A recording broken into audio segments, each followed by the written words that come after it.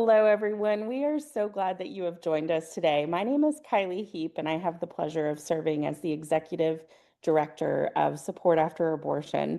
I am delighted about today's conversation. Our Communications Manager, Michelle Maslin, will be joined by special guest and licensed professional counselor, Kelly Burgess. We are going to have a conversation on navigating guilt and shame and self-forgiveness in abortion healing. So let me tell you a little bit about Kelly. Kelly specializes in trauma recovery, addiction, codependency, and emotionally manipulative relationships. As both a clinician and a veteran, thank you for your service, Kelly.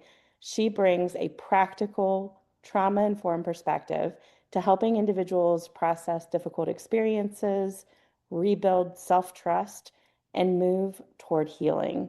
Her work focuses on helping people make sense of painful experience and build resilience for a lasting emotional healing.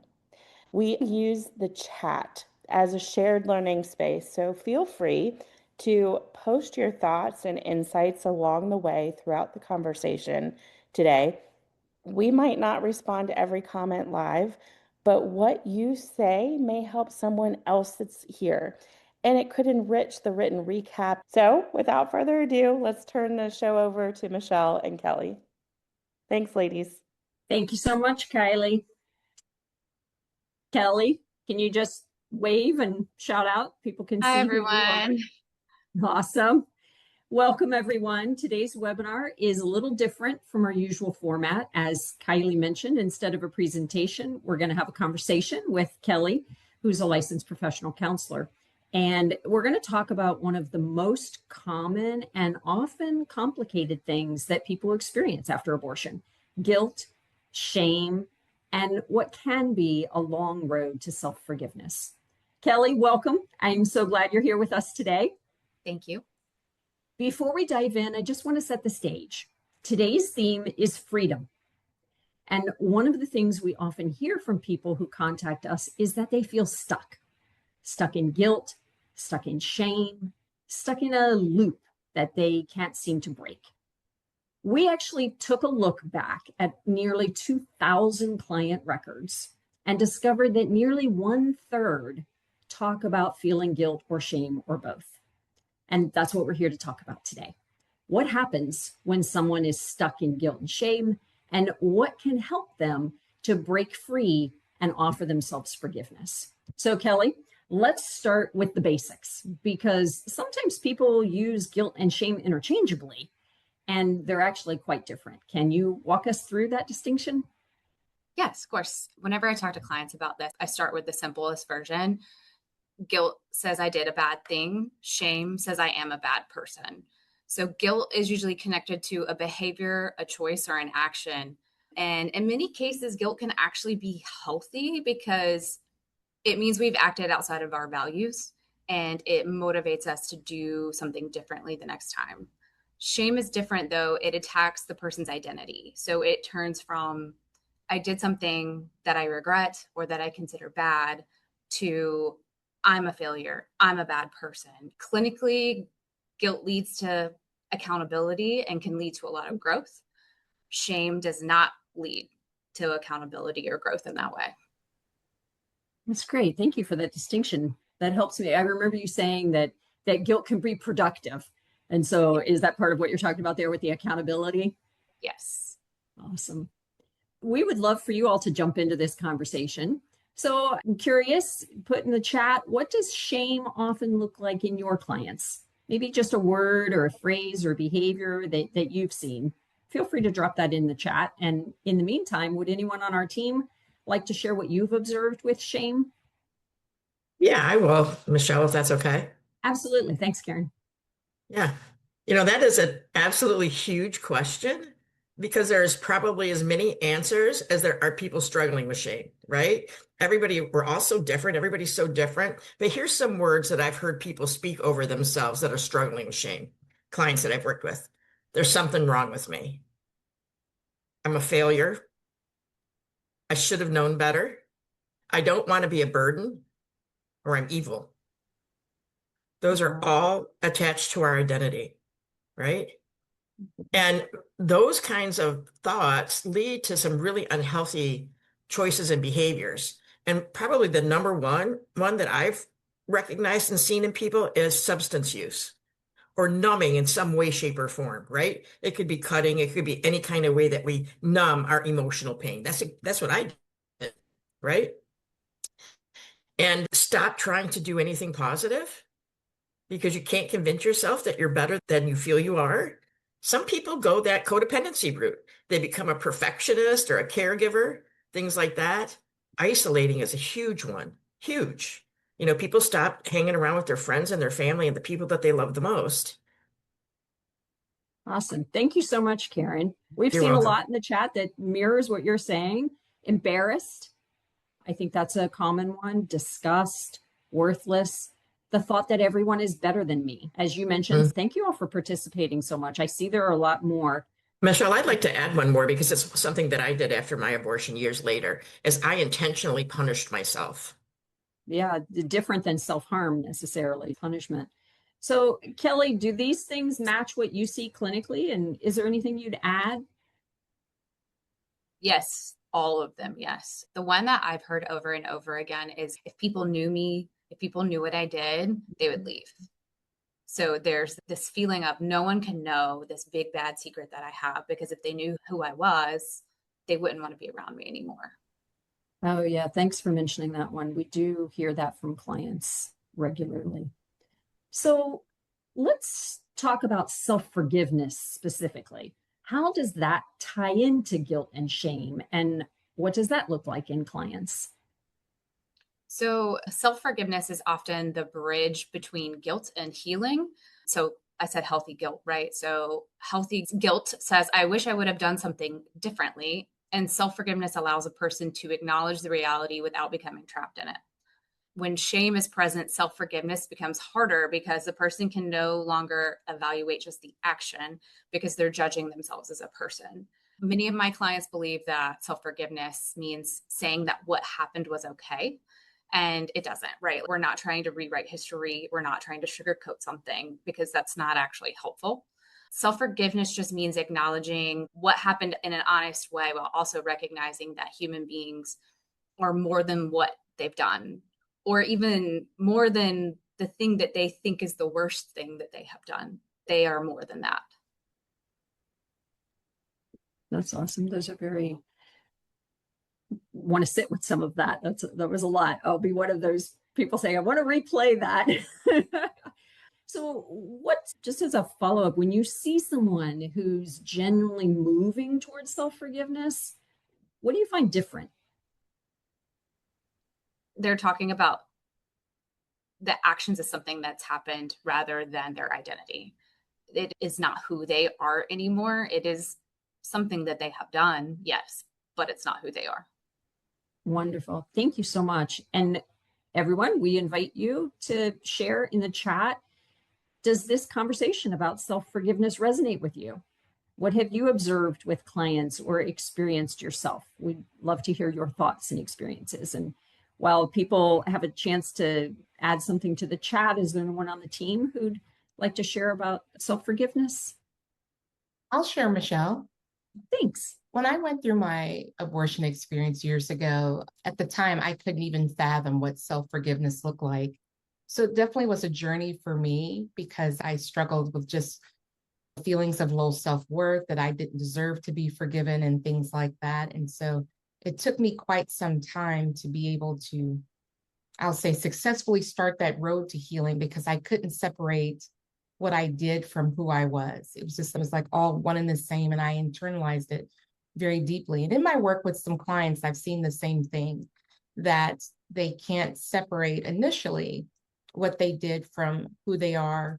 Many of them felt that they weren't worthy of forgiveness, that they were ashamed for people to know truly who they were, and just really taking on so many other complex emotions and feelings, that just the thought of someone knowing about their decision to have an abortion.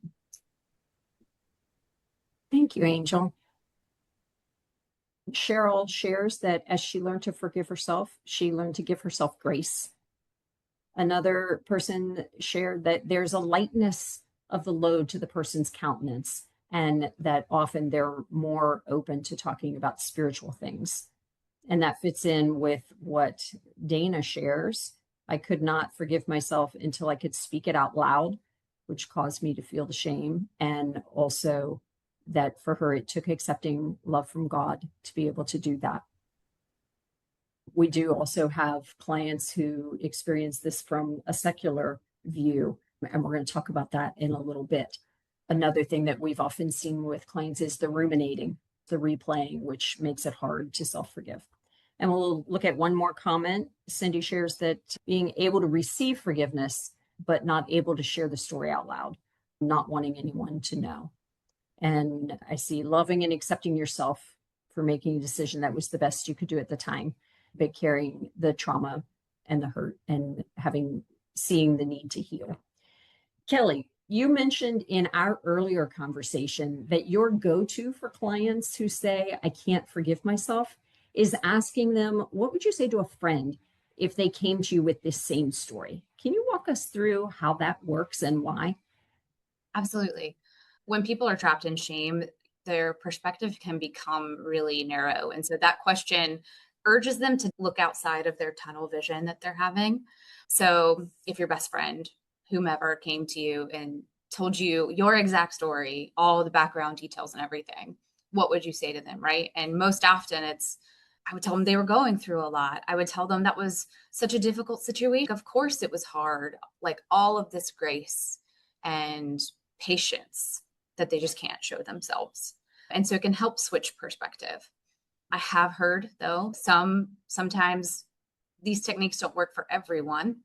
And so if the person isn't able to shift their perspective cognitively, like they can't sit there and do that, they need community. They need someone else to show them the grace, right? So many people talk about isolation and not sharing their experience out loud, and shame lives in darkness.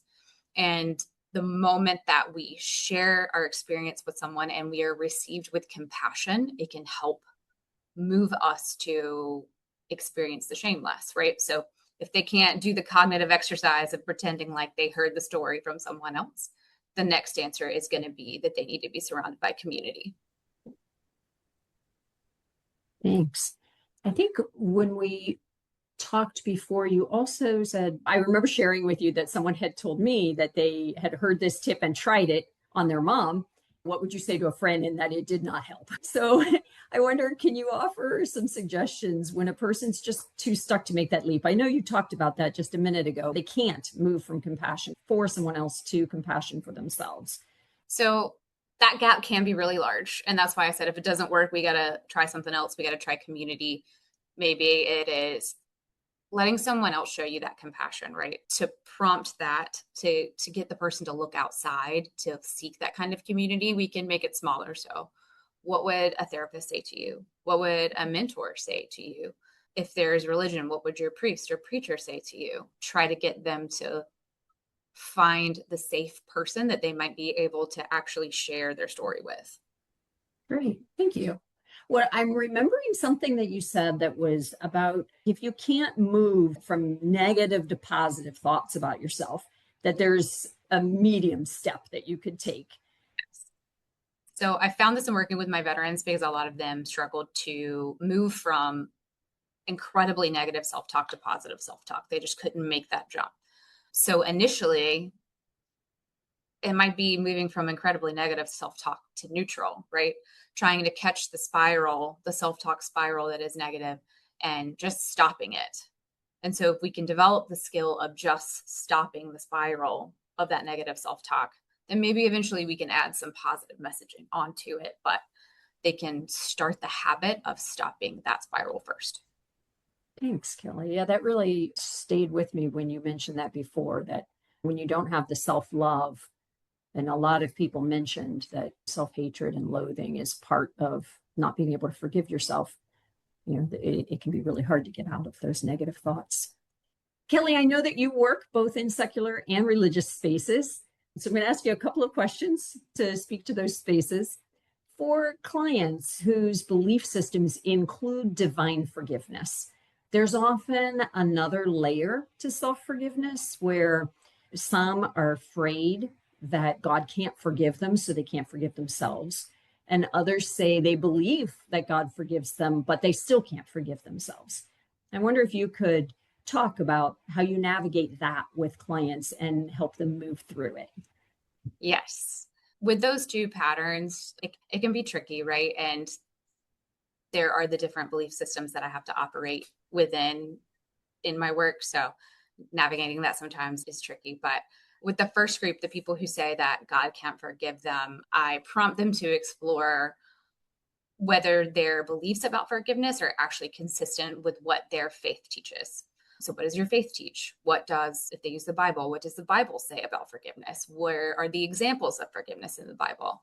If it's a group that is struggling with the God has forgiven me, but I can't forgive myself, my question would be, if God has forgiven you, what does it mean if you're still holding yourself to a higher standard? So, if God can forgive you, why are you holding yourself to a higher standard than He is? Not as a mean challenge, but just trying to get them to reflect on that. That's great. Thank you. I also remember you talking about what's the evidence. Yes. Can you talk about that? Because I thought that was pretty impactful. From the religious point of view, it would again be like back to the Bible. What's the evidence of God forgiving people in the Bible? So what's the evidence that He's not forgiving you? I have a couple of Catholic clients, and so I'll use the saints. I'm like, there are some saints with colorful pasts. Looks like they reconnected with their faith in that.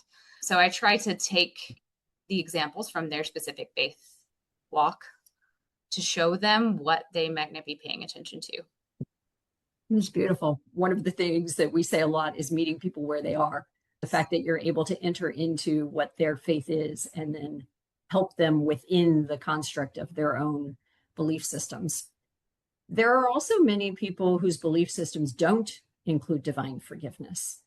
I remember one client who's Buddhist, and she said that sometimes she wished she were Catholic and could go to confession, but that her faith doesn't include any kind of external forgiveness, and she just really couldn't forgive herself. And then we have clients who don't believe that there's anyone besides themselves who exists to forgive them, and they can't forgive themselves. So I'm wondering, for people whose belief systems don't include divine forgiveness, what have you found helps them move towards self-forgiveness? So I'm going to sound like a broken record if I keep mentioning community, but honestly, community is the answer for all of the problems. The thing about religion is it brings this sense of other in with God, right? And so if we are taking divine forgiveness out, I still want the other, right? I want the community. So if it isn't God showing someone compassion, I want their community members showing them compassion. So at that point, I would really urge the person to maybe seek out someone who has a shared experience, some type of support group, so that they can go see they're not the only one who's experienced this, and then receive compassion from those people. That's great. That sounds a lot also why support groups work so much for some people. Yes. And that definitely resonates with what we hear from participants. We also hear that from people who are reading stories, like the stories in Keys to Hope and Healing or Finding Solid Ground, or our video stories, that just reading the story or hearing someone tell their story helps them feel less alone. Yes. I see one question. I'm not going to wait for Q&A. I'm wondering how you would respond. If it's hard to forgive yourself because you weren't the one who made the decision, in this case, the doctors influenced the decision, it's still hard to forgive yourself. How does that relate in there? And how might you help someone in that situation? So that takes a lot of processing around the whole situation, right? So we need to move to a place where, as difficult as it may be, to forgive the doctors who influenced that situation, it's hard, but to try to move to some type of forgiveness for that, because ultimately forgiveness is for us and not necessarily for the other person. Yeah, that would honestly be the first piece before moving on to self, because you would really need to process the whole situation in full. That makes a lot of sense, Kelly. I think we hear the similar types of things, whoever was influencing, whether it was a doctor or a boyfriend or a parent. There's a lot of pain that, as you said, needs to be processed along with it. So our conversation today is really focused on the guilt, shame, and self-forgiveness, but oftentimes the forgiveness of others. And for some clients, it's even a forgiveness of God. They've got some element of, why'd you let this happen? So there are lots of different types of forgiveness that can factor into getting to self-forgiveness. Great question. Yeah, it's already scrolled up, so I can't see the name, but thank you for the question. This has been a great conversation, Kelly, and I'd like to shift to what providers can do to help clients navigate guilt, shame, and self-forgiveness in a more practical way. We've talked a lot, obviously, about things that help, but I know that you work from a CBT or cognitive behavioral therapy framework, and I'm wondering what tools that you reach for the most when you're working with clients dealing with shame and self-forgiveness. So the one I shared earlier about what would you tell a friend, that is a CBT exercise that's really common.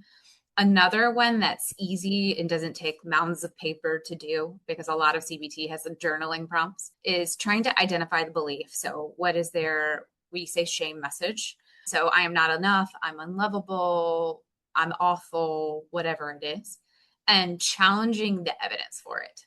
So I will ask my clients, what's the evidence for that? What's the evidence that you're unlovable? What's the evidence that you're terrible, right? And they will always start with the thing that they did. So in this case, I got an abortion. And I'll go, okay, what else? Keep going. I was like, a terrible person must have a list, right? And so I'll try to keep them going. And there's not usually a lot there other than the one bad thing that they're struggling with. And then I'll ask them, okay, what's the evidence against it? What's the evidence that you're not unlovable? What's the evidence that you're not a bad person? And get them to walk through that exercise. If they're struggling to identify evidence themselves, I might switch it to, if they have a good relationship with their mom or their best friend or whomever, what would your mom say about you? How would your mom identify your character or best friend or whomever is healthier for that person? That's great. Thank you, Kelly. I'm trying to remember, there was another part that you talked about, shame spirals, and how you help people prepare for and pull out of when they get triggered by something, and that brings back the whole shame thing. There are a lot of different methods for shame spirals, and it just depends on what works for the individual person. Just like that person saying the friend thing didn't work for them, no one exercise will work for everyone. With the shame spiral, a lot of times I ask people to identify a phrase that they can stick to. So if they are spiraling about who they are, or they think that they're awful, whatever it is, being able to ground themselves. I'm not doing this today. Just, if you can catch the spiral, state it, I'm not doing this today. There's the process of externalization too. So you take the thought that you're having, and this sounds like a really silly exercise, but it actually works. You name your thoughts. You give your brain a name. For the sake of this, I'm going to name my brain Sarah. And if I was having a bad thought spiral, I'd be like, Sarah, I can't do this with you right now. And neurologically, it actually changes the place in the brain. So it helps you externalize the thought and create space. There are a bunch of small exercises like that, but I would just encourage someone to find what works for them and stick to it. Make it super simple to catch the spiral and just try to stop it. That's great. I'm going to ask you really, because I know you mentioned journaling, and that's a big part of CPT. So just in a short bit, we have a lot of people who use journaling, so I think they understand the value, but in a clinical perspective, how do your clients respond to journaling, and how does that help them? It's either one or the other. They either really hate it or really love it. For my clients who love it, especially in a CBT framework, I would ask them to identify the bad thoughts about themselves. And then I would make them play that what's the evidence game with themselves on paper so that they could see it. And it's honestly a really beautiful thing to see written out, because usually the evidence for you not being a bad person is a lot longer than the evidence that you are a bad person. So that's the journaling prompt that I give in that situation most of the time. If they like journaling, it's really helpful. That's awesome. You all have the boots on the ground with your clients, and we'd love to get your insights too. So, what tools or approaches have you found most helpful with your clients or yourself in working on self forgiveness? Go ahead and drop that in the chat. And while you're doing that, anyone on the team want to share? I would like to, for 3 things that you could do, actual exercises, activities that can help. And first of all, I think it was Angel that said something about how guilt and shame can become so enmeshed that it's really hard to separate them. And evaluating whether you're judging an action or making a conclusion about your identity, I think is important to start. But then there was tell the story with context, not excuses. Many people minimize what they've done, others condemn themselves. A middle path is what this is recommending. So here's 3 questions. What choices did I make? What pressures, fears, or limitations was I under? And the context can explain behavior without erasing accountability. I thought that was really important. There's only 2 more, so I'll be quick, Michelle. Write from multiple perspectives. This is a journaling exercise as well. Write as your current self. Write as the version of you who made the mistake or made the decision that you regret. Write as a wise, compassionate observer who cares about both of those people. I thought that was really interesting, right? Just to gain different perspectives. And the last one was, I love this question because I did some CBT when I was back in college. And one of the questions, and this was eons ago, so it's probably not the same today, but they used to ask, what's the worst thing that could happen? What's the worst thing that could happen? So this is along those lines. What am I afraid would happen if I forgave myself? I'll become careless. I'll stop being accountable. The people I hurt deserve my lifelong guilt. If I suffer enough, I'll somehow balance the scales. And those beliefs are worth examining because self-punishment doesn't necessarily make someone more ethical. I love that. Thanks for sharing that with us, Karen. Let's see what some people have written. One person found letters to herself helpful. Marianne says, diagram the context and the influencers. Sally found scripture to be helpful in forgiving the people who pressured her. Michelle says, journaling, writing out your prayers, memorizing scriptures. Another person says, finding your value in being made in God's image. And I have one more thing I'd like to ask Kelly about, Michelle, if that's okay. Sure, go. This was like a summary of the whole process. And we've heard things like this before, like when it comes to the change process, right? You become aware. Awareness is the first step in that. But this said, acknowledge, feel, repair, learn, and release. I love that too. Is that kind of in line, Kelly, with what the process is like? I've never heard it written out that way, but it matches up with like how it comes out clinically in practice, right? People have to be able to identify it. You have to feel is always interesting because a lot of people struggle to identify exactly how they're feeling. And so that's a process in itself to help them identify feelings and move through the healing process. But yeah, that's awesome. And you said something earlier and you're like, I don't know if it's still the same. And it is actually exactly still the same. I'm trying to remember what the comment was. I was like, oh yeah, all the time. Awesome. Thank you, Karen. And your question, let me get through reading one of these longer comments. And I really like it. It said that she helps people stop spiraling thoughts by giving them an illustration. And people love analogies. They often work well. And hers is not letting the bird make a nest and lay eggs in your brain. Shoo the bird away. So I thought that was fun. Okay, we encourage providers to use activities like those that Kelly and Karen have talked about in your groups and in your one-on-one settings. And we have this great new activity guide for facilitators that you've heard me talk about before. It includes sections on guilt, shame, and on self-forgiveness.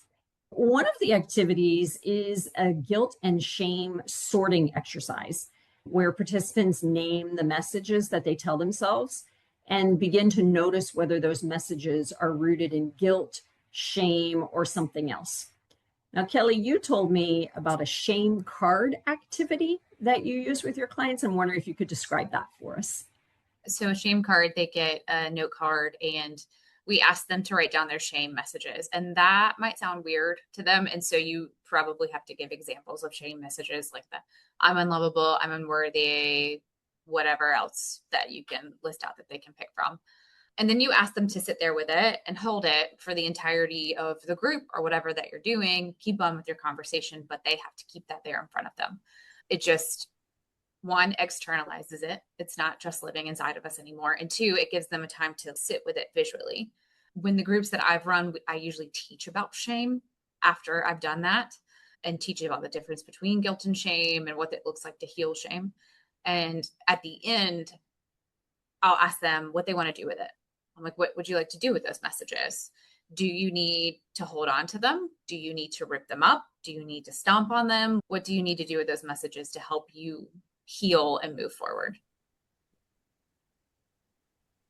And is there a common Tearing it up solution? Tearing it up. That's awesome. One of the other activities in the self-forgiveness is called a self-forgiveness mirror activity, where the person practices speaking words of affirmation to themselves. And Kelly, you mentioned that you often focus more on behavioral activation, including an exercise that you described where you treat yourself like you're worthy. Can you tell us how that one works? Yes. So the reason that I do this, you have to know your client. And so for some people, the affirmation mirror works great. It really resonates with them. It really helps them believe it. Other people are like, why am I talking to myself? Why am I here right now? So you really need to know your client. And if your client falls in that latter category, asking them to treat themselves like they are worthy, right? So how does a person who believes they're worthy treat themselves, right? So they're going to prioritize things like rest. They're going to eat regularly. They're going to try to be in a community with friends. They're going to do enjoyable things. And so the behavioral activation piece of that is making yourself do that when you might not want to or might not believe that you deserve it. And so prompting them like, hey, I know you don't want to go out with the ladies to get dinner tonight, but you should probably actually do it. Those kinds of things. That's great. Thanks, Kelly. And I see Catherine mentioning that art is also a great expression for feelings, and journaling and painting, performing music. All of those can be great activities too. And I also would like to remind you all of the nature-based healing resource that's written directly to clients. And it does have some stories in there, which are very helpful for people, as we talked about earlier. It has 25 outdoor activities with reflections organized by emotion. And there are some for shame and guilt. And so that can offer you something that you can share with clients for in between sessions that they can do on their own. Kelly, we have talked a lot recently about nervous systems and co-regulation.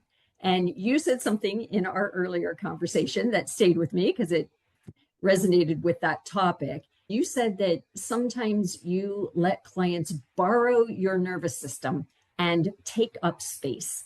And I'd like you, if you would, to tell us what that looks like in practice. So when a client walks into my office, they may be very dysregulated depending on what's going on with them. It is my job to be calm. It is my job to set the pace of the room. And there's this thing called limbic resonance. Humans naturally feed off of each other and their energy. So I let them borrow my nervous system. I make the very hard decision to stay calm and not get amped up with them so that they can pace themselves. And in therapy, letting people take up my space is my gift. It's how I support people. It is their space and they can do with it what they need to. They can be listened to or be met with compassion, but I give them my space. That's beautiful. Thank you for sharing that. And if any of you have ways that you practice that co-regulation, or if you've done any additional practices since we talked about that in the previous couple of webinars, go ahead and add those into the chat and other people can see how you have brought that to your practice.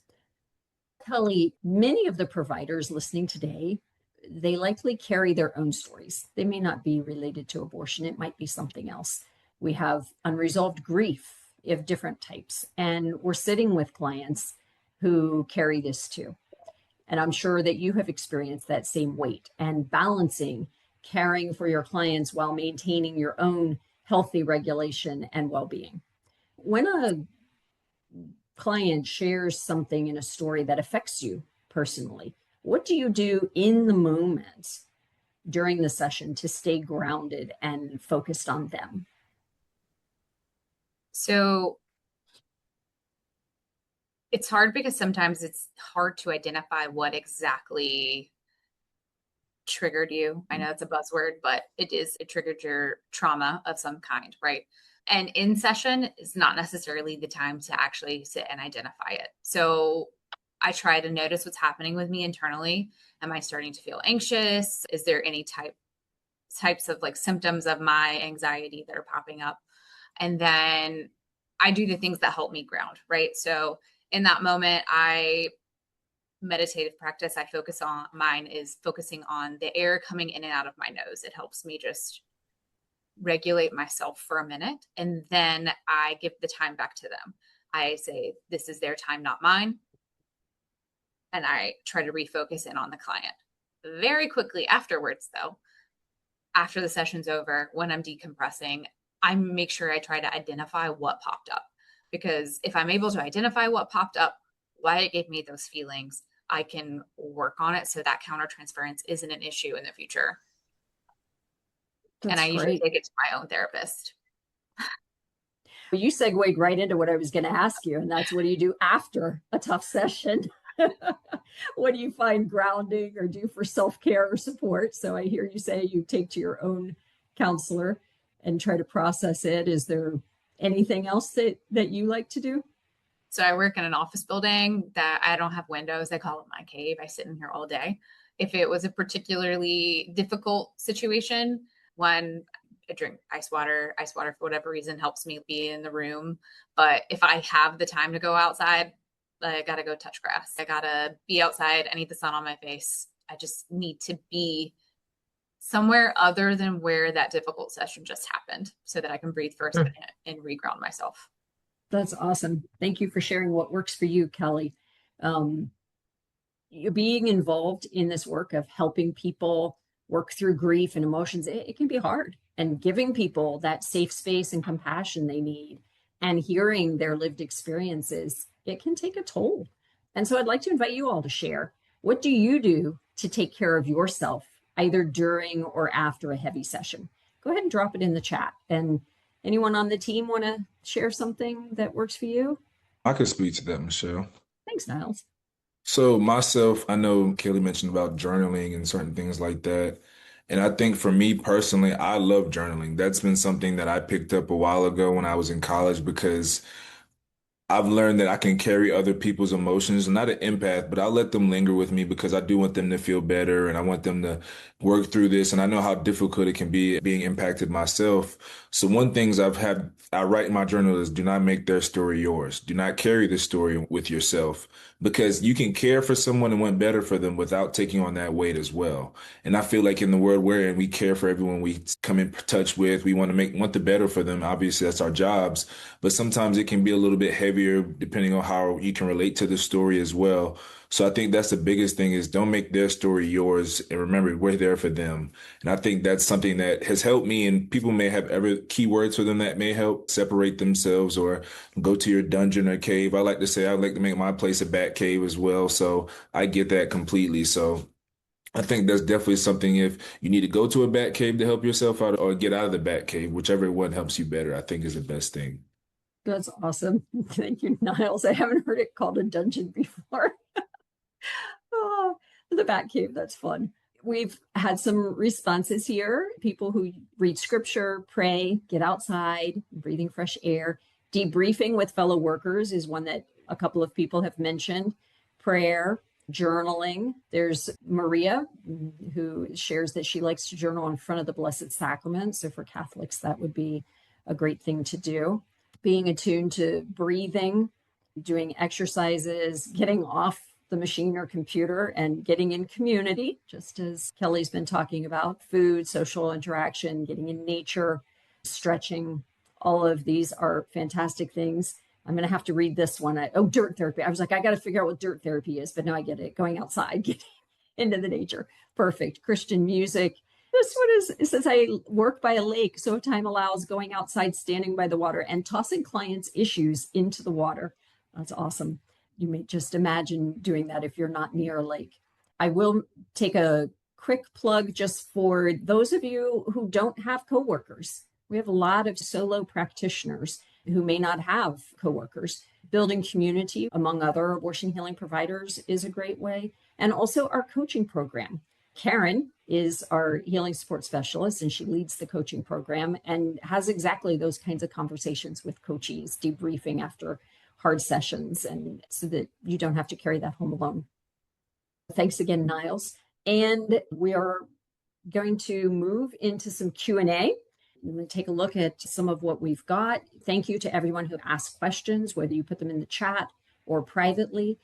Kelly, I would imagine these are all going to be directed toward you. We have a clinician in the room, so we're going to want to ask you, what can we do to help a client who can't forgive themselves because of other people shaming them?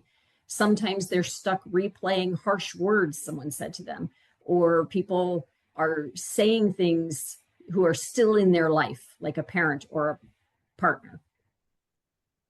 Kelly? So the first thing I ask them is, I try to get them to distinguish between what happened and what other people are saying. So what are the facts? What are other people saying? So that we have those two different points of view. And so I'll start asking them questions like, whose voice is saying this? Whose voice is saying this to you right now? Is this accurate? Is it helpful? Does this sound like a healthy response? Those kinds of questions to try to get them thinking about the person saying, who the person that is saying that, who that is. I got tongue tied there, but to try to take accountability for who's saying it to them. Awesome. Thank you, Kelly. Can you describe situations or circumstances where a non-clinical provider should refer a client out when the client may benefit from working with a licensed counselor? Of course, any indication that it's becoming a more severe issue, so like persistent depression, of course, suicidal ideation or intent, significant trauma symptoms, so like the PTSD symptoms, like having disassociating and having dreams or not being able to handle going in public, those kinds of things. Severe anxiety, obviously substance misuse that's co-occurring with the shame, any self-harm behaviors to include eating disorder behaviors, and when the shame starts significantly impacting their daily life. That's awesome. Thank you so much, Kelly. What do you do when a client seems to have done everything? They've done healing programs, therapy, prayer, or confession, if that's in their beliefs, and they're still stuck. So I get curious before assuming that something's not actually working, right? Sometimes clients are still trying to earn forgiveness instead of receive it. So they're waiting to feel different before acting differently. So they're just waiting for some magic thing to happen and wash over them other than going out and unfortunately doing the hard work of changing that feeling themselves. A lot of times clients get stuck thinking that the provider is the thing that is going to save them. And a therapist is a tool, but I can't do it. They have to put the work in. And so that's where I get curious and I start asking the questions to see how actively they are participating in that healing themselves. What kinds of things do you discover? Like when it becomes that, well, they've said I've done everything, and maybe the way that they've gone about it, is that what I'm hearing? The way they're doing everything is what's not really helping them? It's sometimes clients get stuck in, I call them the warm body in therapy. They just get stuck in showing up and thinking that showing up to therapy is enough without actually digging in and doing the work themselves. Or they get stuck on, I'm still having these painful thoughts, and that means that I'm not making any progress at all. If I am healed, I won't have these painful thoughts anymore. And I have to lovingly remind them that painful thoughts isn't the marker of healing. It's how they respond to the painful thoughts in the end, that is. So trying to get them to see that in themselves too. I think this question from one of the chats, it might be touching on what you're talking about, and maybe they're just asking for a little more detail. It's how do you help clients to examine their past actions where they're stuck and move forward toward forgiveness, healing, and flourishing? In other words, they live in the present, but they're still being called to examine the past.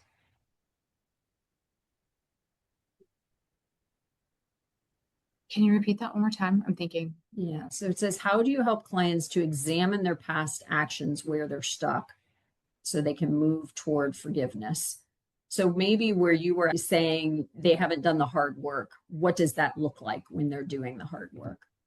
So some, like what I was referring to earlier, sometimes the hard work is the behavioral activation piece that they haven't bought into yet.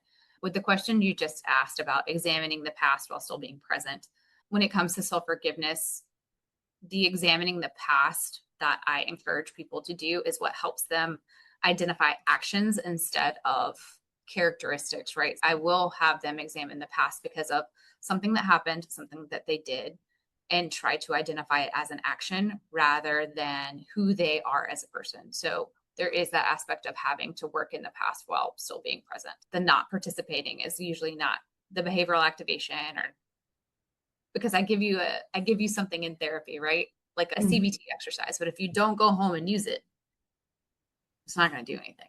Awesome. Thank you. Oh, when we had that one question that had two pieces, and I think we didn't go back to the second part when people are still saying toxic things in your life. And I want to go back to it because you used two analogies when we were talking previously that I thought were fabulous. So can you talk a bit about when people are saying toxic things and that's keeping your shame active? Now I'm trying to remember the analogy that I gave you. You want me to say what the analogies were? Because they stuck with me. So what do you remember? You can I'll say it. Maybe they just came out naturally to you. Yeah. So what Kelly had said was that when you have toxic people in your life and they're still throwing those shame things at you, it's like trying not to get wet, but keep walking in the rain.